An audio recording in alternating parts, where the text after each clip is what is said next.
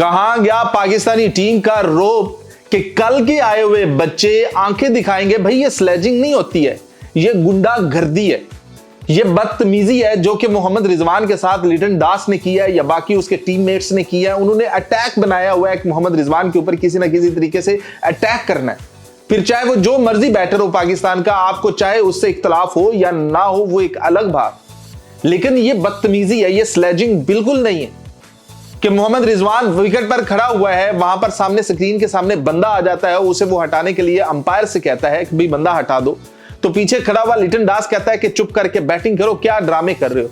तो मोहम्मद रिजवान कहता है कि तुम्हारा काम है ये मुझे चुप करवाना, तुम्हारा काम है कि उसे हटाना, अंपायर का काम है ना, मेरा काम है, अंपायर उसे हटा लेगा, तुम क्या कर रहे हो? ये एक बार नहीं, फिर उसके बाद ये सुन रहे हैं आप, ये सुने कि वो कहता जा रहा है कि जी 50 पैसे की ओवर एक्टिंग काटो, इसकी 50 होगी, अब इसने आउट हो जाना है। मतलब वो इस टाइप की बदतमीजी करे जा रहे हैं। आप स्लेजिंग करो, आपकी स्लेजिंग समझ में आता है, जैसे कि खुरम शहजाद ने की स्लेजिंग, जैसे कि मोहम्मद अब्बास ने की कि भाई बॉल करवा के वो बस सामने लुक करवा रहे, जाकर आपको बातें नहीं कर रहे, जाकर आपको ये नहीं बता रहे कि खेलना कैसे है, क्या करना है, क्योंकि वो जो बंदा खड़ा हुआ है वो आपसे कम से कम ज्यादा स्कोर बनाकर खड़ा हुआ है। कल के आए हुए हो तुम, क्या कोई उखाड़ा हुआ है जैसे कोई बांग्लादेश के लिए 6 वर्ल्ड कप जीते हुए हैं तुमने? औकात क्या है? मोहम्मद रिजवान तुमसे ज्यादा स्कोर बना के खड़ा हुआ है इस पोजीशन पर, ठीक है अभी हम उस पर तनकीद कर रहे हैं, लेकिन वो फिर भी बाप है, समझो उसे। सबसे ज्यादा साल में छक्के मार रखे हैं, सबसे ज्यादा चौके मार रखे हैं, तुमसे ज्यादा अभी तक उसके स्कोर होंगे। और बातें चेक कर लो, और पाकिस्तानी बॉलिंग के सामने ये बंदा ब्रैडमैन बना हुआ है, वरना इसकी औकात 40 से ऊपर की है ही नहीं, किसी टीम के खिलाफ भी 40 से ऊपर की एवरेज नहीं है इसकी। और बातें देख लो इसकी, स्लेजिंग देख लो। पिछली दफा भी पहली इनिंग के अंदर भी आपने देखा था, माइक के अंदर वो जो विकेट माइक है उसके अंदर वो कह रहा है कि बस इसने 50 कर लिया, इसकी अपने मुल्क में इज्जत नहीं है, ये जाते हुए जाकर मार खाएंगे, इसलिए भाई छोड़ो इनको। मतलब इस तरह की बातें तब भी कर रहा है और ये बंदा बोले जा रहा है, मतलब है कौन ये? क्या कर रखा है इसने? मतलब समझ से बाहर है, ये बदतमीज किस्म का इंसान है ये, कोई इसे चुप करवाने वाला नहीं। किधर गए यार वो हमारे, कभी शुएब अख्तर होता था, कभी शाहिद अफरीदी होता था, दुनिया डरती थी इनसे। जैक एलिस जैसे बंदों को शाहिद अफरीदी हुलें करवाता था, रिकी पॉन्टिंग के सामने ये मत्था टेक लेते थे, ऐसे मत्था लगा लेते थे कि भाई स्लेजिंग करनी करना। तो कमजोरी अपनी है, फिर हम अपनी कमजोरी की, वो तो चलो बदतमीज शख्स होगा, स्लेजिंग करो आप, किसने मना किया है? ये क्रिकेट की खूबसूरती होती है, लेकिन बदतमीजी का हक किसने दिया आपको? भी कभी सीन हुआ करते थे, अब वजह सिर्फ पाकिस्तानी टीम की कमजोरी है कि इनके पल्ले परफॉर्मेंस नहीं है। तो फिर जब आपके पल्ले परफॉर्मेंस ना हो, आपके पांव में जूता ना हो, तो फिर गली में बैठा हुआ कुत्ता भी आपको पड़ जाता है। यही सिचुएशन है। आप थोड़ी सी अपनी परफॉर्मेंस दिखाओ, अपना रोब दबदबा दिखाओ अपने बैट के साथ, यहीं पर मोहम्मद रिजवान विन करके जाए मैच, और मैच विन करके उसके मुंह के ऊपर मारे, और जब मैच जीत रहा हो ना, आखिरी स्कोर मोहम्मद रिजवान बना रहा हो, उसको सामने करके पूछे क्या कह रहे थे? मैंने सुना नहीं, उस टाइम आवाज नहीं आ रही थी, अभी बताओ क्या कह रहे थे? अगर वो बोल गया तो कहना, बार बार पूछे।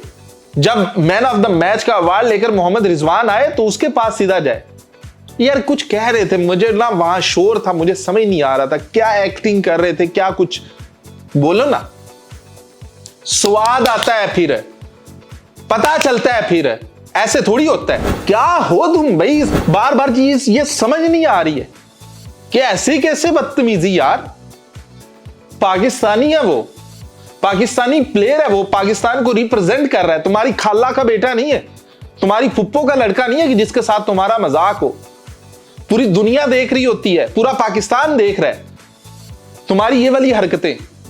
और डूब मरना चाहिए पाकिस्तानी बल्लेबाजों को, और डूब मरना चाहिए पाकिस्तानी बॉलर्स को भी कि इस जैसे बंदे से तुम लोगों ने स्कोर खाए और हर इनिंग में खाए, और शर्म से डूब मरो। ये बंदा तो बातें करेगा ना आपसे, ये बंदा तो बातें सुनाएगा ना आपको। भाई क्या दिन आगे हैं, कभी तो ऐसा था कि हम कहते थे कि हाँ बेटा क्या सीन है, और आजकल दिन ये आगे हैं कि इस जैसे बंदे जिन्होंने आज तक कुछ नहीं उखाड़ रखा, बांग्लादेश के लिए नहीं कुछ उखाड़ रखा, एक मैच जीतने के लिए या फिर एक मैच के अंदर कुछ स्कोर बनाए हो, कोई मैच विनिंग इनिंग्स ना हो, वो बंदा ऐसी बकवास याद करता फिर रहा है मोहम्मद रिजवान से, फिर ये वो चलता फिरता, फिर बाकी भी जो टीममेट्स हैं उसका साथ दे रहे हैं कि यार ये अच्छा काम है, शुगर लगाते हैं इसका। तो पाकिस्तान को सीरियस लेना होगा कि जहां पर 145 वाला 50 वाला बॉलर जरूरी होता है, जिसे आप कहो कि जाके मार इसे बाउंसर, बदले ले। आपको पता है नाहीद राना बार बार बाउंसर करवा रहा है और क्लोज टू द बॉडी करवा रहा है, वो आपके सर के ऊपर अटैक कर रहा है। कोई एक बॉलर है, आप भाई बाउंसर भी करवाते हो तो इतना टाइम होता है कि बंदा कहता है यार चाय का ऑर्डर दे दो एक। वो जब चाय बन के आती है वो एक सिप लगाकर वो कहता है हाँ यार ये बॉल तो आ गई, चल मार लेते हैं। ये वाली सिचुएशन है यार आपकी। 132, 130, 124 के ऊपर जब आप बाउंसर करवा रहे होगे तो क्या होगा उसका। वो 145 के ऊपर, 150 के ऊपर, चाहे आगे अगर आपका बैटर खड़ा है तो उसे धो रहा है, लेकिन यार ये तुक नहीं बनता। अब वो मोहम्मद रिजवान के ऊपर उन्होंने पूरा प्रेशर बनाया हुआ है, लेकिन मोहम्मद रिजवान की भी बर्दाश्त है, शरीफ बंदा है। और ये एक वाकया नहीं है, आप ये देखें कि नाहीद राना ने बॉल करवाई, मोहम्मद रिजवान ने रोकी है और गेंद पकड़ के मोहम्मद रिजवान को मार रहा है और मोहम्मद रिजवान हंस के कह रहा है यार मार ले। फिर नाहीद राना को भी छोड़ो, शरफुल इस्लाम ने तो बाकायदा मोहम्मद रिजवान को गेंद मार दी। तो वही कह रहा हूं कि कोई एक बंदा नहीं है, उन्होंने प्रॉपर एक चेन चलाई हुई है कि मोहम्मद रिजवान को आउट कैसे करना। पाकिस्तान के पलड़े में यह मैच लग तो नहीं रहा कि 122 स्कोर है, लेकिन अगर मोहम्मद रिजवान एक ताकत के साथ आए और कहे कि मैंने ये मैच जीत कर जाना है, सामने वाले को आने ही ना दे, खुद बैटिंग करे, 122 स्कोर है, शायद ये मोहम्मद रिजवान की जिंदगी की सबसे बड़ी और यादगार इनिंग बन जाए। और मोहम्मद रिजवान कल को सुना रहा हो बच्चों को कि यार मैंने एक इनिंग खेली थी, पाकिस्तान में किसी के पास दम नहीं था कि वैसी इनिंग खेले, ना पिछले 10 साल में किसी ने ऐसी इनिंग खेली है जैसी मैंने खेल दी। भाई मैं कम से कम मोहम्मद रिजवान को कभी क्रिटिसाइज नहीं करूंगा, मैं कहूंगा कि यार ये मैच विनर है, जब ये मौका बनेगा ये जितवाएगा मैच। तो मोहम्मद रिजवान इसका बदला एक ही है कि उसके मुंह के ऊपर जीत मारो। पाकिस्तानियों, यही वजह है जिसका रोना रो रहे हैं कि आपके बॉलर्स इतने जोगे नहीं है कि कोई परफॉर्मेंस दे सके।